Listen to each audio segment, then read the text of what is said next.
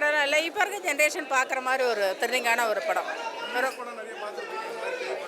அதான் அதான் அந்த மாதிரி அந்த மிக்சர் கொஞ்சம் இங்கிலீஷ் படம் தமிழ் படம் கொஞ்சம் மிக்சராக பயம். படம் ஃபுல்லாகவே பயம்தான்.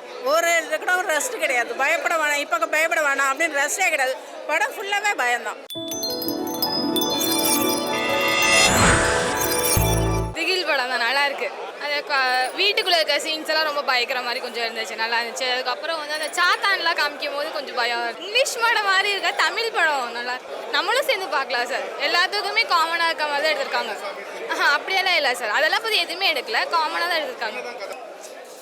ஹாரர் த்ரில்லர் படம் தமிழில் இப்போ தான் ரீசெண்டாக நல்ல ஒரு ஹாரர் த்ரில்லர் படம் வந்திருக்கு.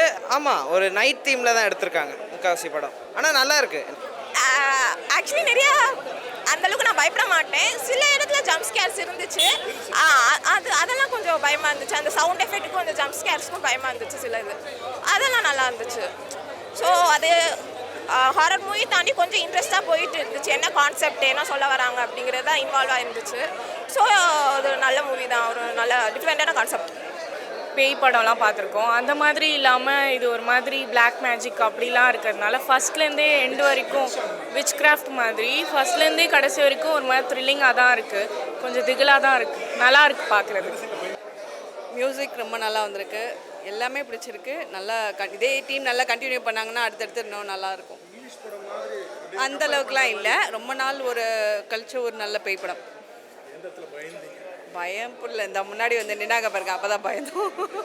பட் மூவி கதை நல்லா இருக்கு, அது நல்லா கொண்டு போயிருக்காங்க சார். மெயினாக மூட நம்பிக்கை இருக்கக்கூடாதுங்கிறதுக்காக எடுத்திருக்க படம் தான் சார். ஆனால் செகண்ட் ஹாஃபில் தான் ஆன்சர் தெரியும். ஃபர்ஸ்ட் ஹாஃப் இன்னைக்கு முடிஞ்சிருக்கு, நல்லா நடிச்சிருக்காங்க.